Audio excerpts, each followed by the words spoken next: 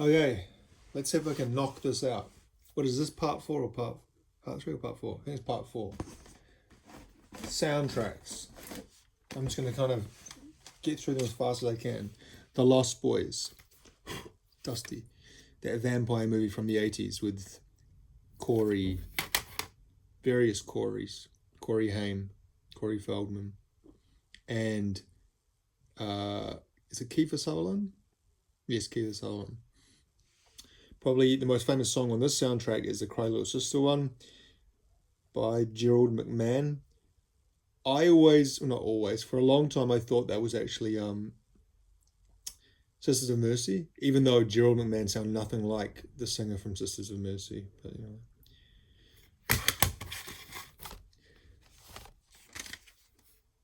a classic, the Ghostbusters soundtrack from 1984. Got the themes by Ray Parker Jr. Is it all by Ray Parker Jr.? I think there's some other artists involved.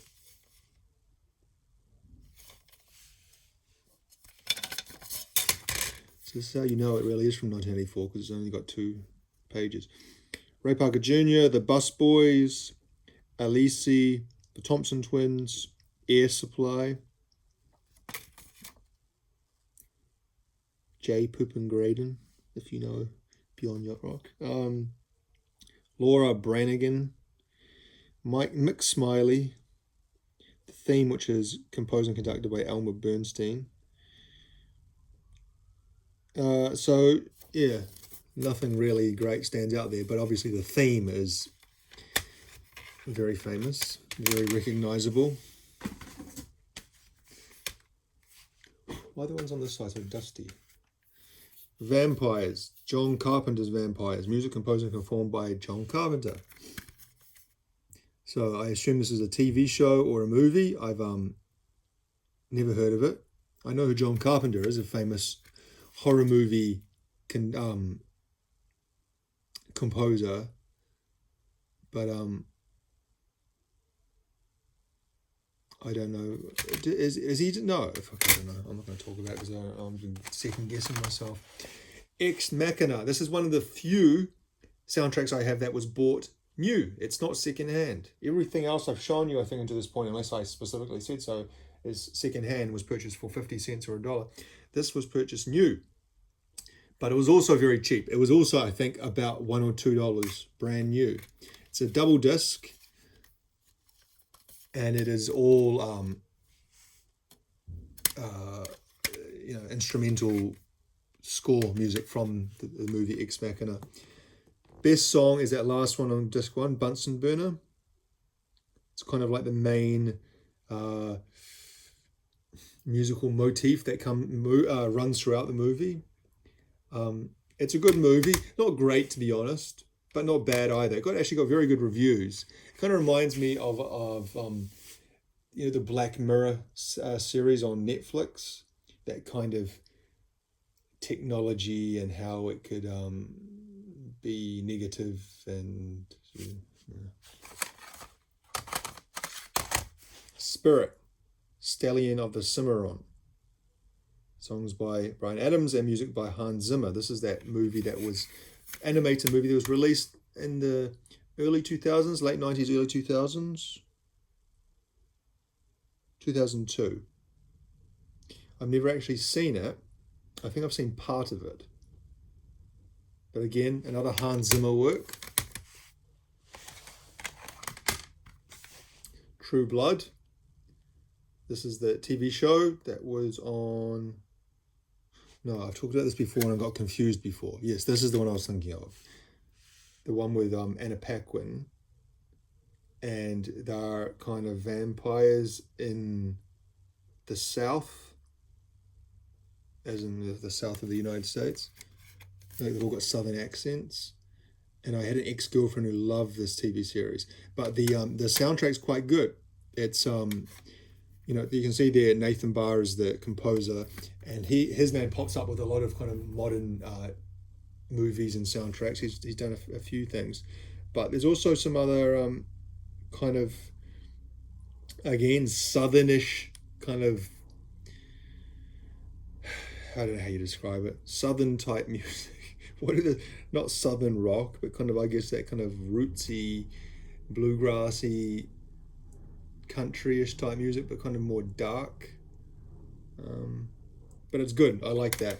It's a very good soundtrack that I picked up by chance. Smoke. Let's see, it was 50 cents when I got it. This is a film by Wayne Wang and Paul Astor. Never heard of it. Don't recognize those guys. Is that Joe Pesci? It is Joe Pesci. Contains music by Jerry Garcia Band, Tom Waits, Screaming Jay Hawkins, Louis Prima, Rachel Portman, Tatiana Nikolaeva, Group Home, Sophia George.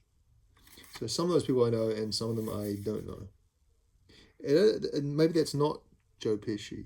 I don't think it is Joe Pesci.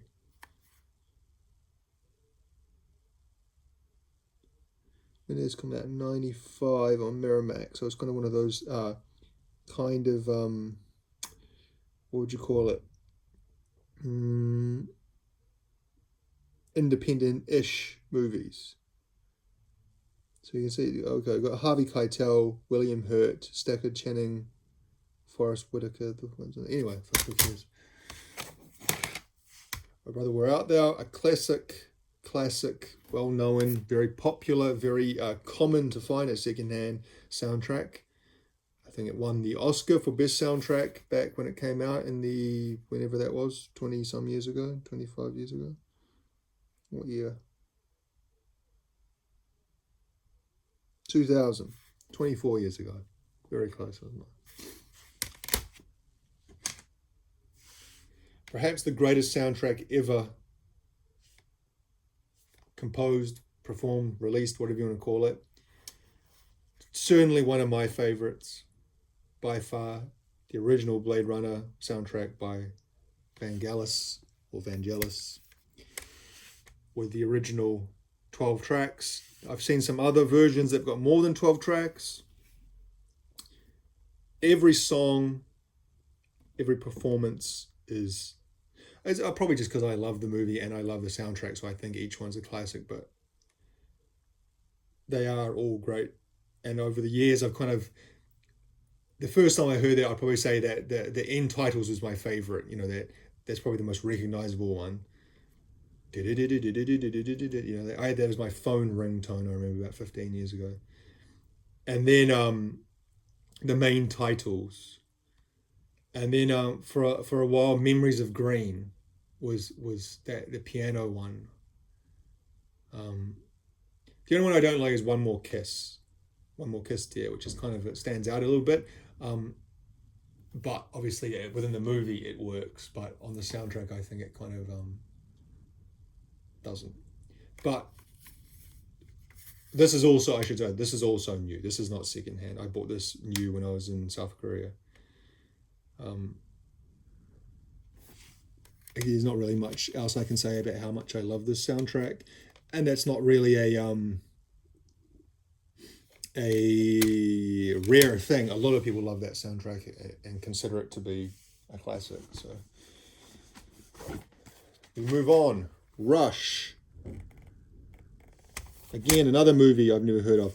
Not Rush as in the Formula One movie about James Hunt and Niki Lauda, but instead some guy with a beard and some girl hugging him, with a soundtrack by Eric Clapton. Now, I've actually listened to this a couple of times and it's not bad, but I don't have a lot of memories. But I just, sometimes I'll look at something, I remember thinking, I remember listening to this and having positive feelings, but I can't remember much beyond that. I've never seen the movie, obviously.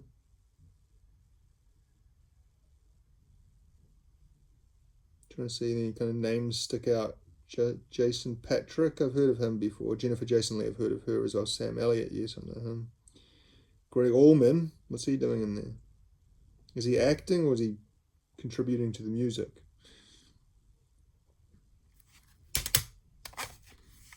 Dan. That's the original score of The Departed. This doesn't have the songs that you may remember. Some of the songs that were used in it, like that fucking awful version of Comfortably Numb by Van Morrison, which featured heavily in this movie, really is terrible.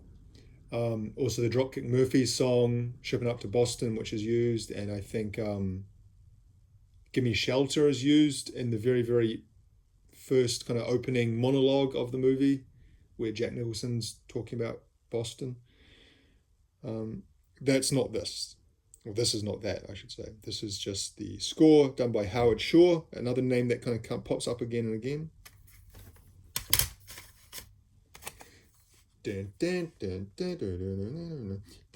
That tune I was doing was the My Sharona bass line by the Knack, because when I ever hear Reality Bites, for some reason My Sharona goes, and I don't even know if My Sharona is, yeah, it is, I can see the Knack there is written. So yes, My Sharona, Juliana Hatfield, the Indians, World Party, the Posies, Lisa Loeb, Stay, beautiful song, U2, Crowded House, Lenny Kravitz, Dinosaur Jr. So some fairly big bands there from that time in the 90s, and this really is iconic or symbolic of that kind of early 90s period. For whatever reason, what movie? This came out like 93 from memory. Yes, 93. And it was, yeah. Why is that? I don't know why that movie really. People say, what's a movie that kind of represents that time in the 90s?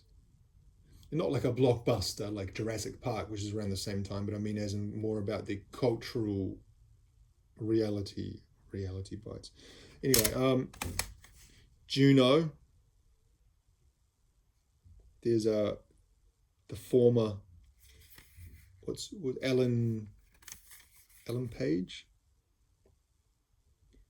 Now Elliot Page. Is it Page? I'm pretty sure. The one that was in, she was in oh, now it's a he, but she was in Inception, and then this. Anyway, what do we got on this? You got to guess what was on this, because this kind of reminds me of, as much as the other one I said reminds me of the 90s, this one reminds me of that kind of period of movies and music that focused on kind of a tweeness of whimsy and kind of annoying. Like another movie that reminds me of that is Garden State and The Science of Sleep. It's each of those movies, there's an awkward guy, or a guy, maybe not necessarily awkward, but kind of awkward, and a girl who's kind of meant to be cute and different, but also she's quite annoying in retrospect. And they're all around that time. I can't remember. Garden State would have been about 2004, 2005. This is 2007. Science of Sleep was 2006. And so when I guess the soundtrack, I imagine the band The Shins, because obviously The Shins focus a lot on the Garden State soundtrack.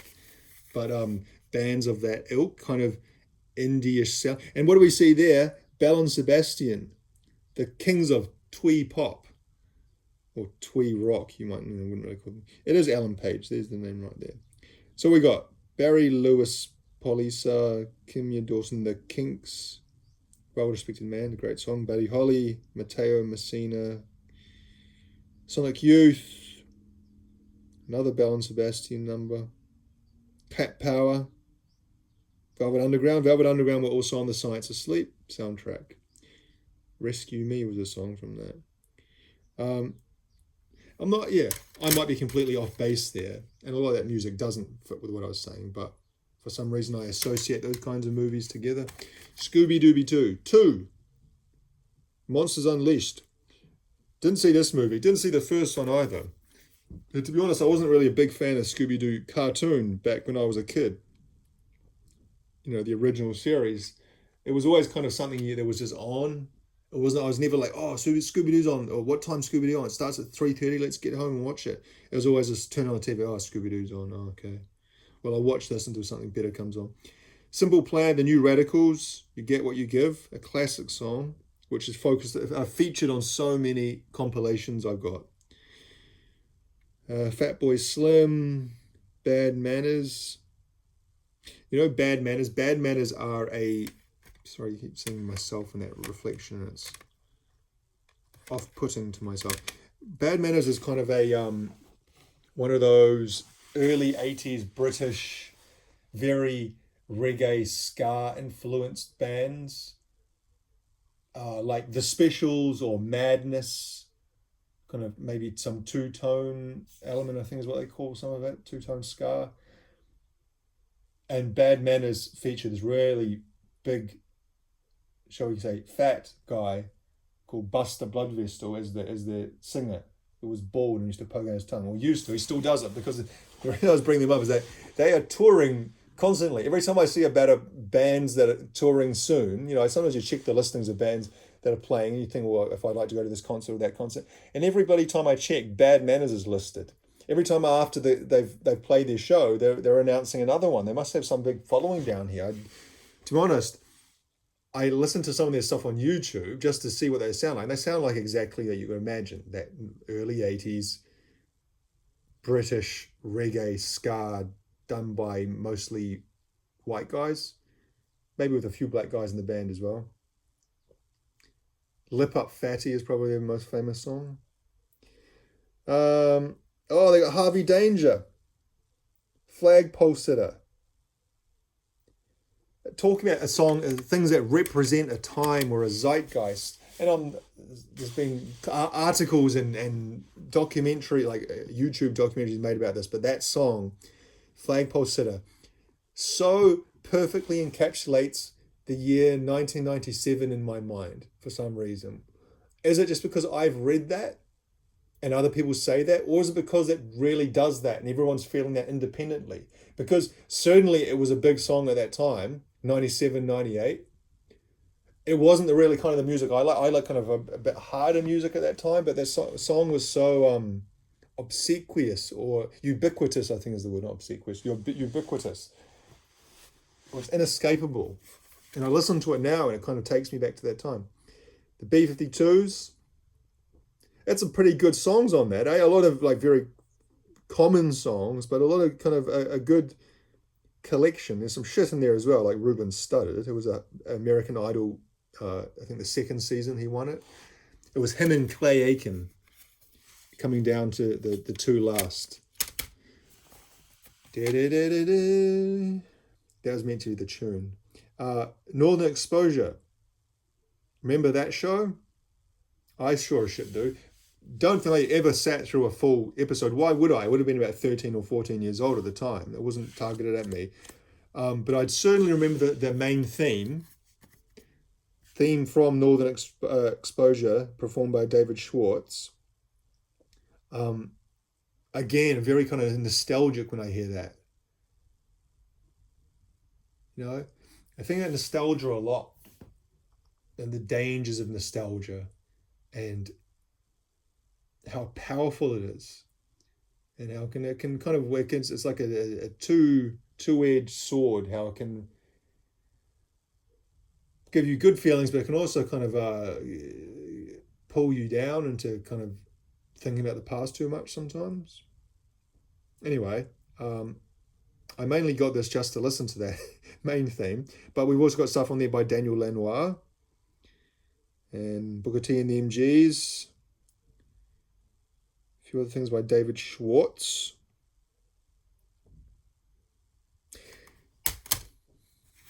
(1922). Why did I get this? It's a Netflix movie, and it was composed by one of my musical heroes from my youth, Mike Patton. I've talked about him a fair bit on this channel before, how much I loved everything he did for a period there, and I still am quite a big fan of his stuff. Maybe I've kind of grown out of the hero worship, as you would hope. But it's this is to be honest, I wasn't blown away by this. I got this. This is another new one, but this was very cheap. This was something like the original price was $30, and they had like a sticker on it saying. I ended up paying like $1 for it or something crazy like that. They'd like marked it down so much. I think it was a case where they'd bought up a whole bunch of these and they just weren't selling, and so they wanted to get rid of the stock.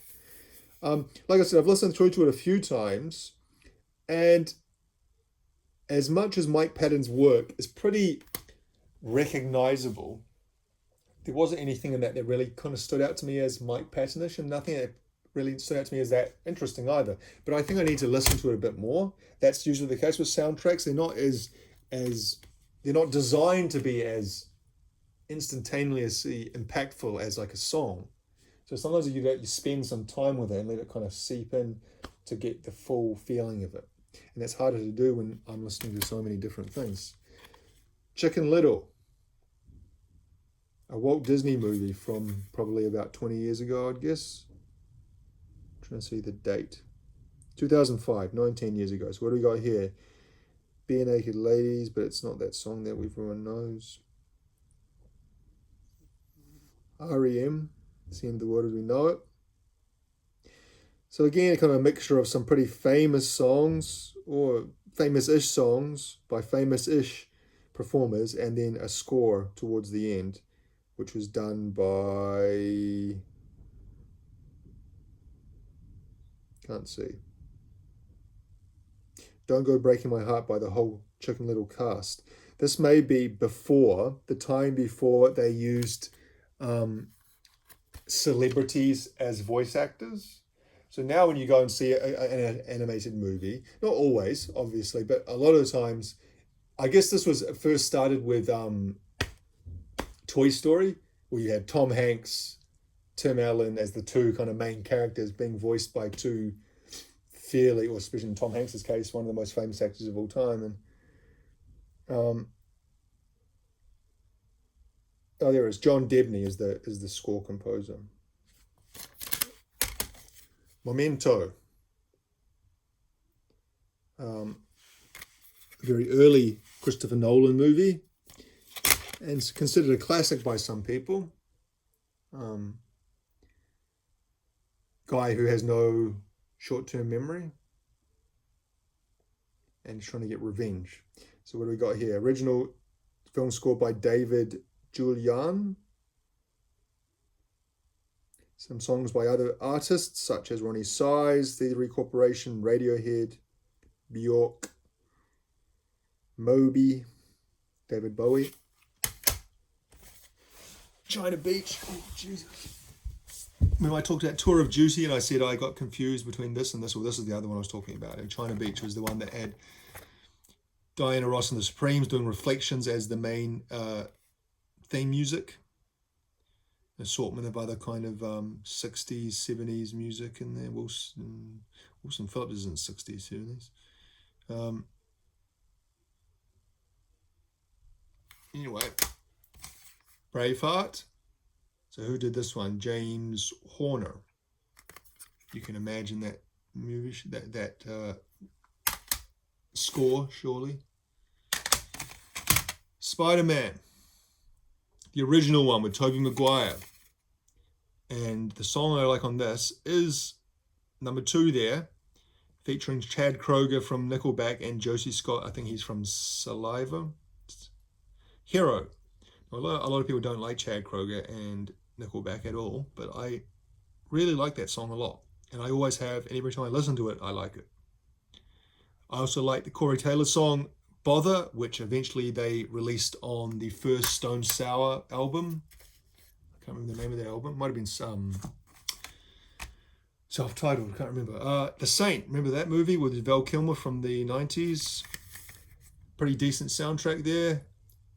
Kind of a lot of kind of that era electronic trip hop, like the Sneaker Pimps, Six Underground, Orbital, Moby, Chemical Brothers, Underworld, Daft Punk, all that kind of stuff.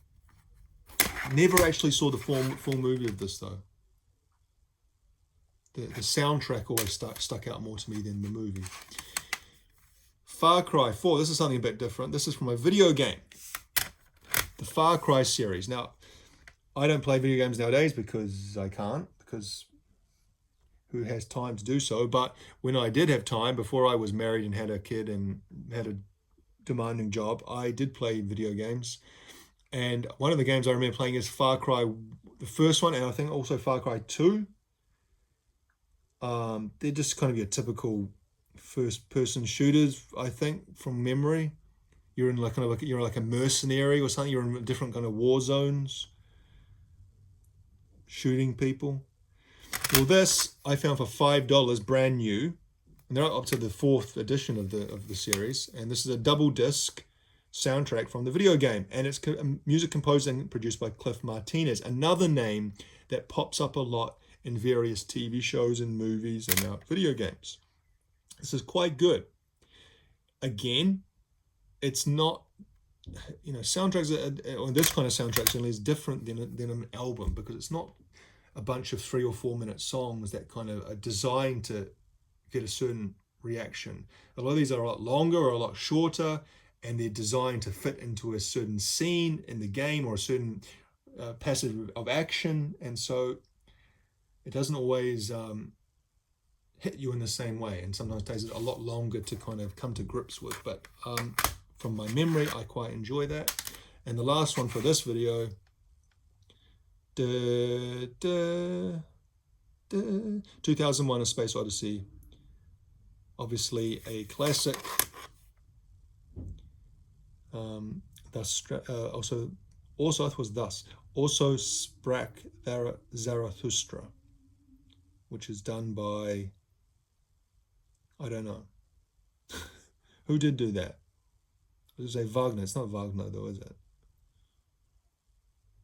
And you've got some other bits and pieces on there. Obviously, this movie came out in the 60s, 69 or something, I think. Or it was the early 70s. And this has obviously been re-released. This has been released in 96, so they kind of rejigged it, or this looks like it's quite an extensive going over of the movie. Kubrick would have still been alive at this time because he died in 99. Oh, Strauss. Okay, Richard Strauss did. Another Richard. Ligeti, Strauss, Ligeti, Strauss. Oh, there's 2 Strausses. There's Johann Strauss doing Blue Danube and Richard Strauss doing Zarathustra. Adagio Aram Khachaturian. That sounds like a Armenian name, doesn't it? Ligeti. So this guy, Grigory Ligeti, features heavily in this. Never actually heard his name before. Anyway. So I got through a bunch there. Still got a lot to go. I thought I would get through more. I talk too much. That's all there is to it, isn't it? I need just to go and go, this. Well, that wouldn't be very interesting. Although me talking is not very interesting either. It's hard. At the end of the day, I'm really doing this for myself. And if someone else, well, I'm not. If I would sit down for myself, then I wouldn't be posting the videos. I'm also doing it for other people, hopefully enjoying it. But the actual act of doing it is partially for myself. Otherwise, yeah. Anyway, we'll leave it there and try and finish on the next one, maybe. See ya.